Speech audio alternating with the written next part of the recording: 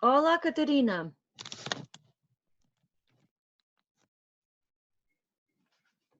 Olá, professora, boa tarde. Boa tarde. Estava a ficar aflita, não via ninguém. O que é que se passa? Acho que nada. Ok, pronto. Está tudo atrasado, é? E elas não perceberam que a professora mandou o link ontem, naquele e-mail. Eu vou-lhes dizer. Mas vocês recebem os e-mails automaticamente, não é? Sim, elas é que não perceberam que estava lá o link. Ah. Estava a ficar assustada, porque eu, quando é estas coisas, fico logo assustada a pensar que fiz alguma coisa errada, que mandei o link errado. Podia acontecer. Pois podia.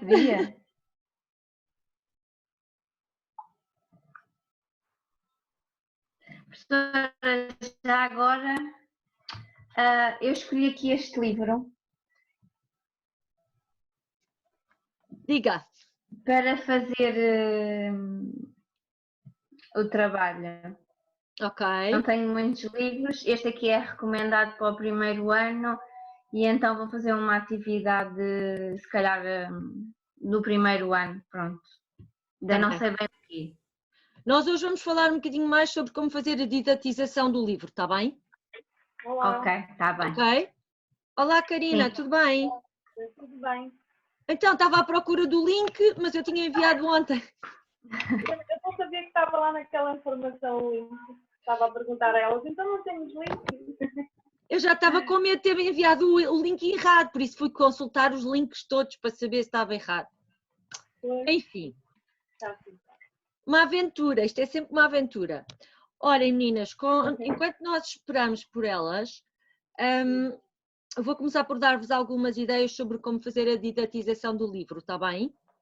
Porque depois vocês podem partilhar com elas. E, portanto, de qualquer das maneiras, o que eu vou fazer hoje é o seguinte. Vamos olhar para o PowerPoint juntas, eu vou fazer o share screen, partilhar o ecrã com vocês e a aula fica gravada. Portanto, como agora nós temos mais tempo, porque antes só podíamos ter até 30 minutos de segmento, agora temos 45. Portanto, em princípio dá tempo para nós termos a aula e a aula ficar gravada, ok? Está aqui a Ana também. Em relação aos livros, Karina, vou deixar amanhã pelas 11 da manhã, já lá estão, está bem? Ok, obrigada. Ok, não vai mais ninguém. Lena Pereira, admite. Então, nós já temos aqui alguns livros. Boa tarde. Olá, tudo bem? A menina Aleixo, é Ana Maria ou Maria Aleixo? Não. Não, nem uma nem outra. Sou Ana, mas é Ana Filipa. Dimas. Boa tarde. Não, a Helena que é Dimas. Meu Deus, que confusão. Ok, desisto, já não digo mais nada. Ok, vamos ver quem é que está para entrar mais. É que vocês têm todos os nomes tão parecidos, desculpem. Tem mais? Não, não está aqui mais ninguém. Olha, conhecem este livro? Não. Mais ou menos. O autor, sim. O livro... Sim, pois. O autor também. O autor Miyakoto é muito conhecido, não é? Este livro tem umas ilustrações fantásticas que também dá perfeitamente para nós vermos esta ideia do leitor participativo e interpretativo. A partir das ilustrações pode-se interpretar a história, não é? E a história tem muito pouco texto e ilustrações muito grandes que ocupam as páginas todas, ok? Agora, em relação à didatização, portanto, nós já sabemos que a literatura infantil tem várias funções e, portanto, há sempre a função divertimento, pode haver ou não uma função de aprendizagem ou uma função pedagógica para ensinar alguma coisa e também uma função moralizadora, não foi? Fomos mais ou menos estes aspectos que nós vimos, certo?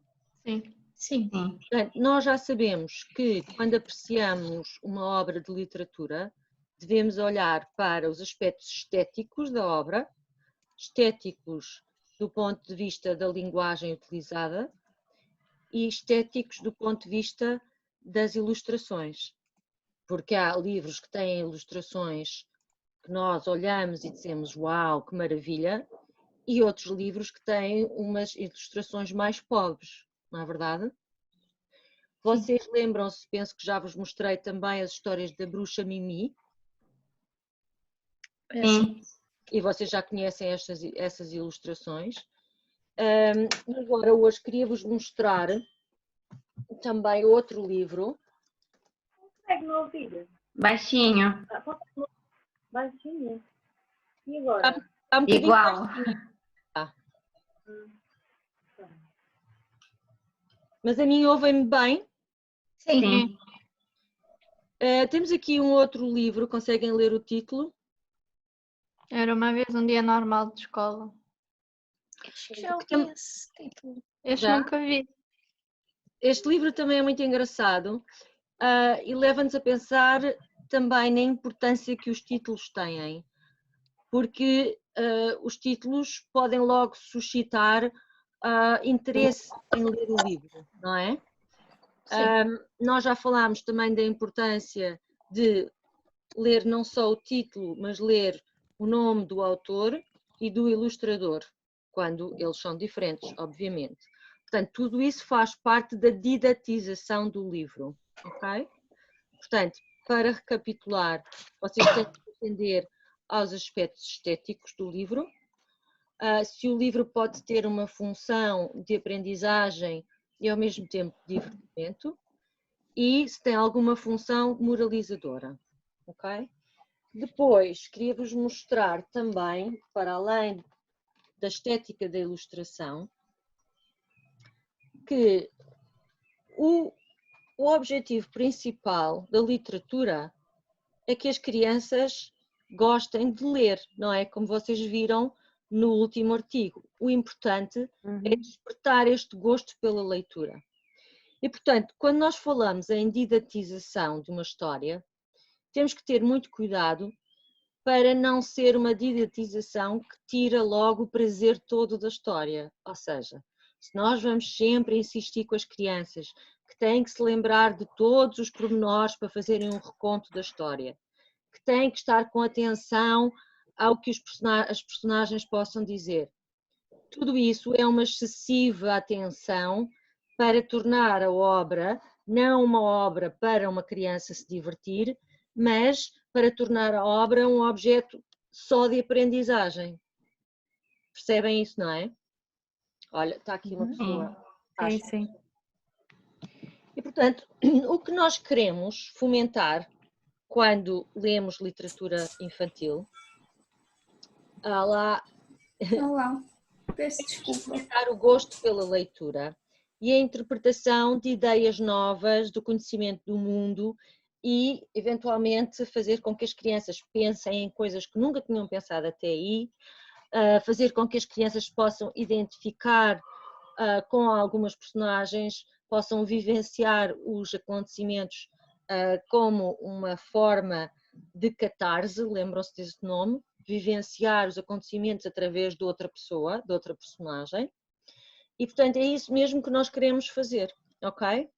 E, portanto, o que é que se torna essencial é olhar para o livro, perceber se é uma obra interessante de acordo com todos aqueles aspectos que nós já falámos e perceber o que é que nós podemos explorar com as crianças a partir das páginas do livro. Por exemplo, eu tenho aqui esta ilustração que vocês veem está a preto e branco, certo? Sim. Ok. Sim. Está a preto e branco. Mas as outras ilustrações deste livro não estão a preto e branco. Umas estão e outras não estão. Vou-vos mostrar. Estas duas primeiras páginas estão. Não, 3 primeiras páginas estão.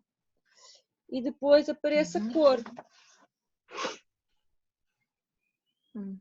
Ok?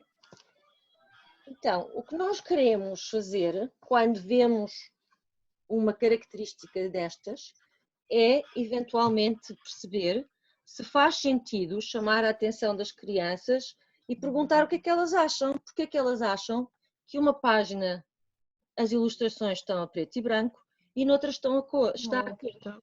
Okay? Porque nós queremos é estimular o pensamento da criança. Portanto, tanto quanto possível, quando nós fazemos uma didatização a partir de literatura, nós queremos que a criança exprima aquilo que pensa livremente. E, portanto, devemos deixar a criança interpretar questões que não são colocadas com um sim ou com um não. Portanto, questões abertas. Gostaram do livro? O que é que vos faz pensar? Já alguma vez tinham visto uma coisa destas? Portanto, deixar que as crianças se envolvam na narrativa.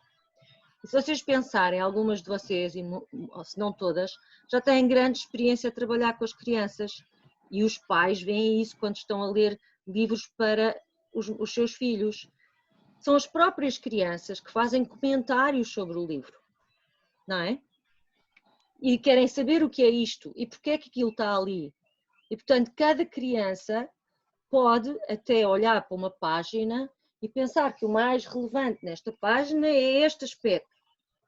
Mas outra criança pode pensar outra coisa. E, portanto, o que nós queremos é levantar até a conversa entre as próprias crianças, para que elas emitam a sua opinião e comentem as opiniões uns dos outros. Ok? Portanto, este é um aspecto crucial que nós temos que ter atenção. Agora, muitas vezes nós temos um objetivo muito claro, muito explícito de ensinar qualquer coisa a partir da literatura. E isso também está certo, não estou a dizer que não. Nesta didatização nós vamos focar mais nestes aspectos mais livres que promovem o gosto pela leitura, ok? Está bem? É bom sempre pensar também qual é o tipo de discussão, de conversa que se pode fazer à volta do livro. Até há umas pessoas, há uns professores que antes de começarem a ler o livro fazem o que se chamam um book walk, quer dizer, passear à volta do livro. Olha, este livro chama-se Era uma vez um dia normal de escola. Logo este título é assim um bocadinho é interessante e é um bocadinho estranho, não é? Para uma criança, um dia normal de escola. O que será? O que é que vocês pensam que o livro vai tratar? Ok? O que é que vocês veem na capa? Um menino. Então a história deve ser sobre um menino. Ok? Portanto, toda uma conversa à volta da obra literária para se apreciarem os elementos literários da obra e não tanto para ter uma resposta correta ou errada. Está bem? Ok? Portanto, estes são todos os aspectos a ter em conta quando vocês pensam na didatização. Ok? Depois, mais à frente, vamos passar a pensar noutros. Agora, estou apenas a ver que está aqui outra pessoa a entrar, que é a Marisa. No final do PowerPoint, o que nós vamos fazer é falar um pouco dos traços paraverbais e dos traços suprassegmentais que devem acompanhar a leitura. Ou seja, que tipo de expressividade é que eu vou dar à minha leitura. Está bem? Alguma questão até agora, meninas? Não. Marisa, tudo bem? Professora, só uma questão. Diga. Boa tarde, professora, tudo bem? Consigo? Olá.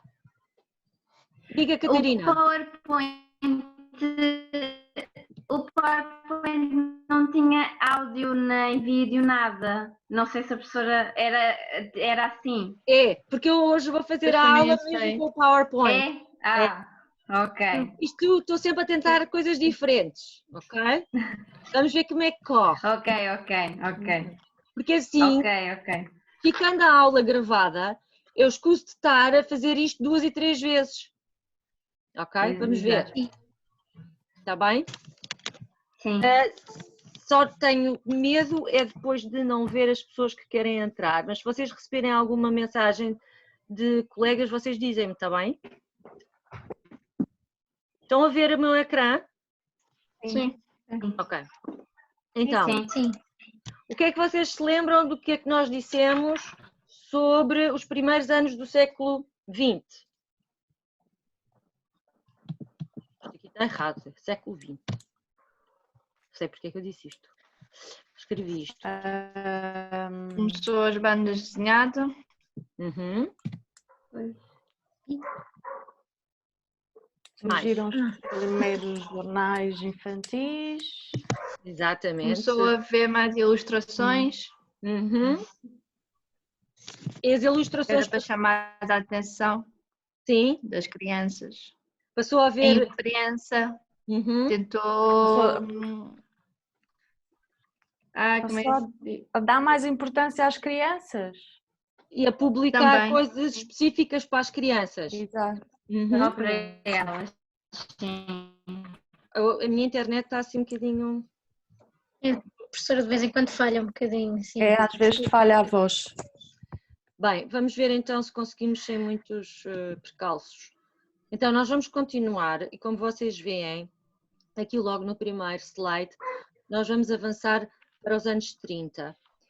E o que é importante dizer sobre os anos 30? Vai continuar a grande diversidade. Foi uma coisa que nós vimos que aconteceu no princípio do século XX, nas primeiras 3 décadas, começou a haver muita diversidade. Como vocês disseram, não eram só os contos tradicionais de Perrault e dos irmãos Grimm, mas começaram a aparecer os jornais infantis, começaram a aparecer as histórias aos quadradinhos e várias obras de vários autores muito conhecidos. E agora vamos ver mais alguns autores e vamos ver mais algumas características que são importantes nesta década dos anos 30, está bem? Surgem mais jornais infantis. O Papagaio é um jornal que foi muito conhecido na altura. Este senhor Adolfo Simões Müller foi um autor muito conhecido, escreveu muitas obras para a infância e para jovens também. Sobretudo sobre questões históricas, algumas personagens históricas, e foi o grande impulsionador e editor deste jornal O Papagaio. As histórias aos quadradinhos são mais em língua estrangeira, desculpem, são mais importadas do estrangeiro e traduzidas para português, ok? Portanto, não há ainda conhecidos autores de banda desenhada portugueses que escrevem nesta altura. E há aqui uma característica nova que aparece nos anos 30, que é a literatura para a infância ser lida na rádio. O que é uma coisa interessante, não é? Porque nós dissemos que com o final do século XIX e o início do século XX houve mais difusão. E difusão é exatamente isto, é a literatura que chega a mais gente. E ser ouvida na rádio também é uma forma de fazer a literatura chegar a mais gente. Até porque as pessoas não tinham muito dinheiro para comprar livros, não é? E que provavelmente muitas famílias também não tinham rádio em casa, mas juntavam-se para ouvir a rádio e para ouvir a literatura na rádio. Em segundo lugar, podemos dizer que houve uma grande difusão durante os anos 30 e que houve um contexto muito propício à valorização da literatura dirigida às crianças. Porquê? Porque há uma valorização nacional, criam-se prémios de literatura para a infância, o que vai fazer com que vários escritores se interessem pela literatura infantil e por escrever obras para a infância. Outra característica desta difusão é que, para chegar a mais gente, os preços tinham que baixar. Portanto, as primeiras obras que nós vemos no início do século são todas obras lindíssimas, com encadernações fantásticas. Vocês lembram-se, no outro PowerPoint falavam-se de grandes casas editoriais, principalmente do Porto e também de Coimbra. E essas casas criaram coleções especiais para as crianças. E essas coleções saíam caras, porque eram em capa dura, e portanto é sempre mais caro essa produção. No início dos anos 30 começamos a ver publicações em formatos modestos. E eu penso que no Brasil até se falava em literatura de cordel. Literatura de cordel, não sei se a Karina sabe isso, literatura de cordel era literalmente literatura de cordel. As pessoas punham na rua um cordel e iam pendurando as histórias em papel de pouca qualidade. E isso fazia com que as pessoas pudessem comprar na rua essas obras por muito menos dinheiro. Em Portugal isso não se fazia, mas fazia-se nas livrarias, nas bibliotecas, as pessoas tinham acesso já a obras em formatos modestos que custavam menos dinheiro. E, portanto, isso facilitou, obviamente, a difusão, não é? Tudo bem até agora? Sim. Ok. Então, passando para o slide número 4, a par dessa difusão em formatos menos sofisticados e mais baratos, há uma outra característica destas publicações, que é serem menos complexas do ponto de vista narrativo e terem um vocabulário mais acessível. Então, recordando todo o progresso que Portugal fez desde os finais do século XIX, lembram-se que em 1910 vem a República. Com a República é instituído o ensino obrigatório, o ensino primário obrigatório. Na realidade, muitas crianças ainda não iam à escola, mas o que é certo é que isso pôs mais crianças na escola e começava-se a utilizar muitas das publicações de livros infantis também para as crianças aprenderem a ler, não é? E, portanto, aqui nós vamos ver também essa preocupação dos escritores, que é tornar os textos muito menos complexos do ponto de vista narrativo e com um vocabulário mais acessível para que as crianças conseguissem ler elas próprias os textos. Lembram-se de algumas coletâneas anteriores que nós falámos, em que até mesmo contos de Grimm e de Perrault, que seriam demasiado complicados para serem as próprias crianças a ler. E muitas vezes teriam que ser os pais ou um adulto a ler, ok?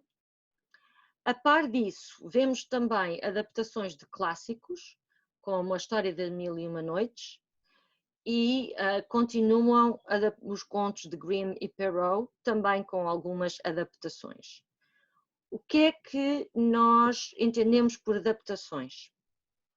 É modificações que normalmente tornam os textos mais simples. E as adaptações podem ser feitas de diversas maneiras.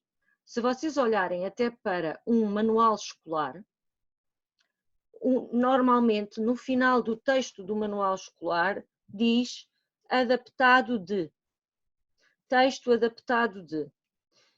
Normalmente o que isso quer dizer é que é um texto mais curto do que a obra original.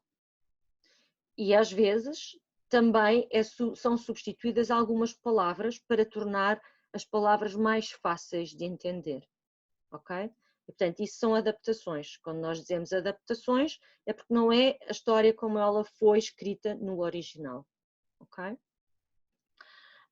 A par disto, também vemos muitas histórias religiosas, sobre o Menino Jesus, sobre a Nossa Senhora de Fátima, e essas histórias continuam a ser muito difundidas, especialmente em edições de suplementos de jornais na altura do Natal.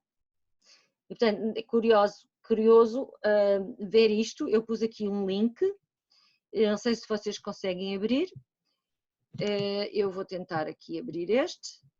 Sim. Conseguem abrir?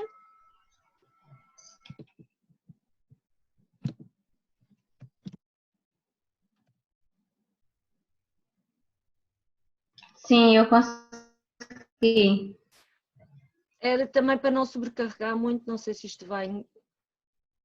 Toda a gente consegue ver. Se vocês conseguem ver, escuso eu de abrir o link. Sim. O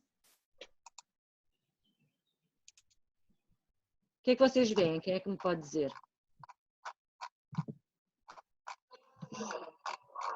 Um jornal Sim.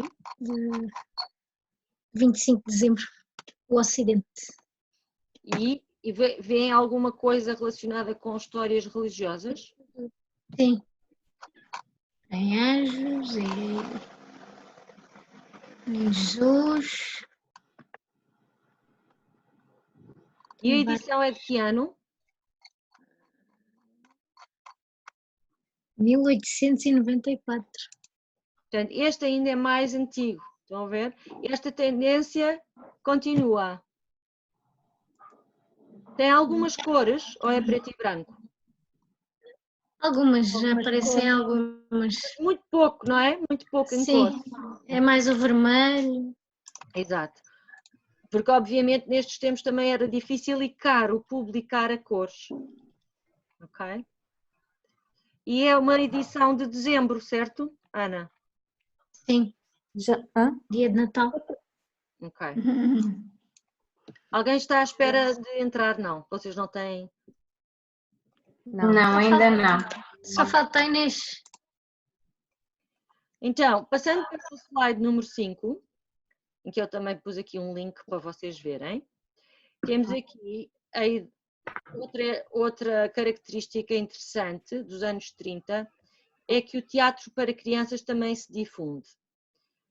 Histórias clássicas como Mil e Uma Noites também são trabalhadas e postas em cena no teatro. E os jornais dedicados às crianças são publicações regulares. Aqui, para além das publicações de contos, muitas vezes os jornais também tinham adaptações de histórias clássicas e de histórias sobre figuras históricas. Okay? Se vocês virem aqui o suplemento que eu pus do século, também vão ver algumas características deste jornal. Lembram-se que isto é o suplemento infantil do jornal O Século e tem que se chama Pim Pam Pum. E esta publicação, como diz no link, é 1933. Vejam lá se conseguem ver.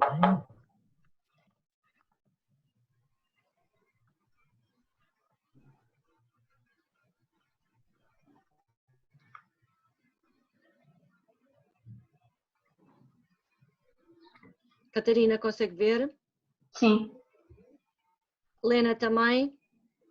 Sim. O que é que vocês veem aqui? Um segundo que isto fugiu. Ah, está aqui. Parece. Também é um jornal. Pois é, um género de um jornal. É o suplemento. Portanto, é como se fosse Pois. um jornal Tem dentro. história. Uhum. E continua muito vermelho também. Exato. Cor vermelha. Sim. Este até já tem mais cor. Pois é, bem mais moderno comparado com o outro. Jogos. E mais Sim. colorido, e mais atrativo. Sim. Uhum. E as ilustrações? Algumas são um bocadinho estranhas. Sim. Estranhas em que Um jogo de tabuleiro. Sim, as caras no... Ai, não Já é tinha mais- chegado aí. Mas já é mais infantil. já é mais infantil, exato. Ok, vamos passar então para o slide número 6.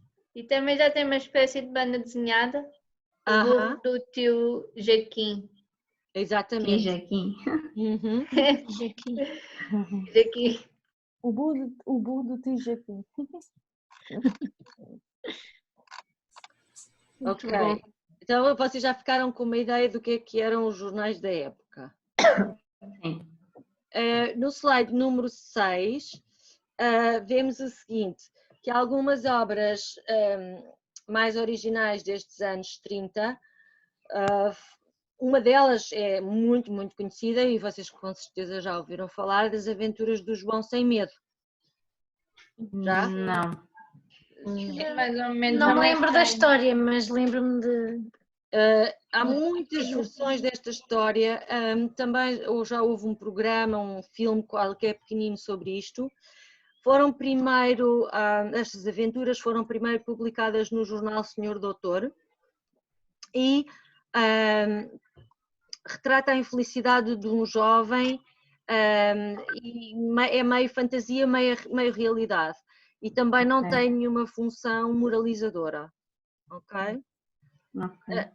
Para além disso, temos aqui o Olavo Dessa, que escreve a história de Portugal para os meninos preguiçosos. E, portanto, continuamos a ver aqui nos títulos já uma preocupação de apelar aos mais novos, não é? Para os meninos preguiçosos. Portanto, seria supostamente uma história de Portugal muito acessível aos meninos. E temos esses dois grandes exemplos de boa literatura. Porque o que é que acontece nos anos 30? Com esta difusão e com o aparecimento de várias obras que são adaptações, podemos dizer que a qualidade das obras literárias reduziu-se. Porquê? Menos obras originais são publicadas e ao fazermos adaptações, muitas vezes perdemos até muito do sentido da história. E por isso é que nós dizemos, por exemplo, noutras disciplinas provavelmente já ouviram, que quando nós estamos a ensinar os alunos a ler, devemos, para além do manual, dar sempre muitas oportunidades aos alunos de lerem livros completos. Porquê? Porque é muito melhor para eles conseguirem trabalhar a compreensão leitora a partir de obras completas que não são adaptações. Okay? É assim que as crianças adquirem mais vocabulário e mais riqueza de linguagem. Está bem? Mas vocês fiquem só com esta ideia, pois no mestrado trabalhar-se-á muito mais essa ideia. Está bem? Alguma questão, comentário? Ninguém tem filhos, primos, sobrinhos em idade escolar que conheça, por exemplo, as adaptações dos manuais escolares? Não, Nunca agora. pegaram nisso? A minha filha está no 6º ano. E Sim. já Há os livros, mesmo os livros que eles pedem para eles lerem, no manual tem sempre um texto sobre o livro adaptado, sim. Sim, é quase sempre adaptado, certo? Uhum. Portanto, é importante que ela leia outros livros que não são adaptados. Sim, Não é? sim. Ok. Sim, mas entretanto, isto é o que é trabalhado na sala de aula, mas entretanto a professora pede para ler o livro completo. Ótimo, ok. É Pois, isso mesmo. normalmente é assim que fazem. Ok. Então, passando agora para o slide número 7. A ilustração continua a aparecer mais como acessória do texto do que com uma função participante interpretativa. A exceção é a banda desenhada e as histórias de aventuras. E agora está aqui outro link para vocês verem a banda desenhada e as histórias de aventuras. Ou se calhar é só banda desenhada, abram lá para ver. Isto é um slide share que eu encontrei na internet e que eu própria fiquei muito surpreendida porque pensei que estas bandas desenhadas eram tinham sido produzidas mais tarde do que os anos 30 e afinal elas vêm dos anos 30. Conseguiram abrir? Sim. O que é que vêem? O Tarzan. O Tarzan, o Mickey, temos uns super-heróis, depois o Popeye. Estão a ver? A Betty. É bem antigo. O Pato Donald. Pois é. As várias edições ao longo dos anos. Exatamente. É interessante ver isto, não é? Aqui, Super-Homem. Aqui Ai, não. muitos dos miúdos de hoje em dia vissem, não sabiam o que era. Pois, Não. verdade. Isso era o Nem super-homem por sombras. e, Nem por sombras. daqui no slide seguinte eu também pus aqui alguns exemplos de outros jornais. Este é o Mosquito. Mosquito. Mosquito. E veem também aqui este Sugestões. O aqui preço. do mosquito amarelo, da parte direita do ecrã, para vocês deve ser a esquerda, o combate de feras. E portanto também já se vê muito a tendência de se falar do mundo animal. Ok, passando para o slide número 9. Estes links são para vocês verem a história da banda desenhada. Depois vocês consultam estes links para verem estas histórias, está bem? E concluímos com o slide número 10, com a seguinte ideia, que a literatura nos anos 30 acompanha as tendências anteriores, portanto, maior difusão, maior acesso, continua a servir como elemento moralizador, estético e de divertimento. A didatização, o aprender com divertimento, consolida-se. E há maior difusão, o que faz com que esta literatura chegue a mais gente. Ok?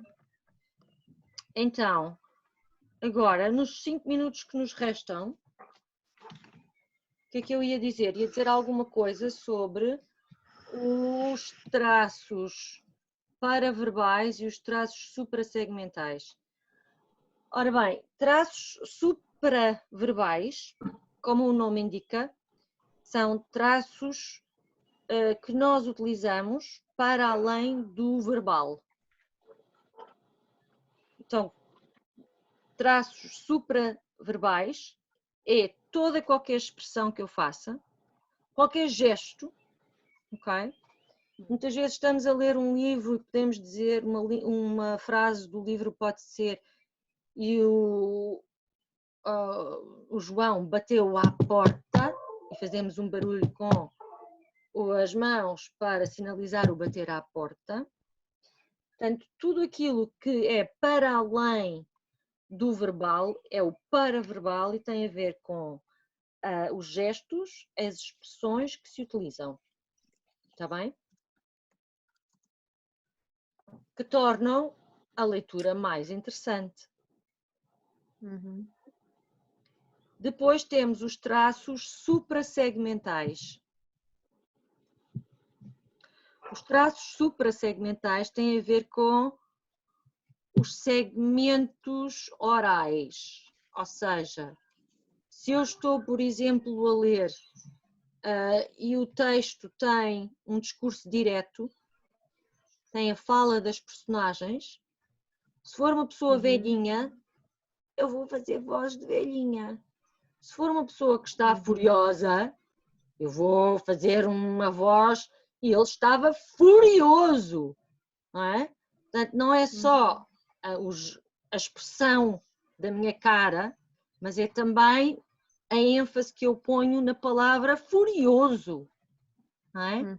Portanto, a intuação, tudo o que tem a ver com a intuação, com o uso de vozes à medida que se vai lendo, são os traços suprassegmentais que estão a modular o discurso. Não é? Estamos a modular o discurso. Sim. Ok? Ok. Então, vocês, quando fizerem a didatização, começam a pensar em todas estas características que eu vos falei agora, bem como as características que comecei a enumerar no início desta sessão de hoje, está bem? Que vão ficar gravadas. Ok. E agora a minha internet também está um bocadinho pateta. Mas... Sim. Então, para finalizar, isto é para a semana para aguçar a vossa curiosidade, se calhar já conhecem? Não. Não. Ainda bem. Espero que tenham ficado curiosas, porque isto é só para a semana. Está bem? A mamãe pôs um Ok. ovo. A mamãe Só pôs uma um... coisa. Diga, alguém quer perguntar? A data da frequência ficou para 25 ou para 25 ou para 18? 25. Temos mais uma semana. 25. Temos mais uma semana, eles deram Sim, mais uma semana. 25. Sim. Fica mesmo para 25 de junho, não é? Sim. Ok. Então, vocês, outra coisa que eu vos quero dizer que eu acho que é importante. Quando se faz uma didatização, o texto tem que estar sabido na ponta da língua. Ok? O texto tem que estar sabido na ponta da língua. Vocês estão a fazer a leitura, mas é uma leitura de uma coisa que vocês já conhecem, que é para poderem dar mais atenção a todos os outros traços suprassegmentais e traços supraverbais que vão fazer da leitura uma coisa interessante. Portanto, isto requer muito treino da vossa parte. Vocês têm que ler uma vez, têm que ler 2 vezes, depois têm que se gravar, olhar para o espelho, ver como é que estão a ler e gravar eventualmente no YouTube para depois verem como é que se saíram antes de fazer a apresentação para a professora. Está bem. Está bem? Ok? Então, para a semana Sim. vamos ler a mamã pôs um ovo. Está bem. Ok. Ok? Eu acho que isto está quase a terminar. Estou? Falta Vão ouvir ainda? Um minuto. Ok. Isto está quase a Sim. terminar, meninas. Sim, sim. Sim, sim. Pronto, Tá qualquer coisa. Eu tenho que abrir uma discussão no fórum, não é? De quê? Não. Não, a professora deu-nos Acho que a pessoa já abriu tudo.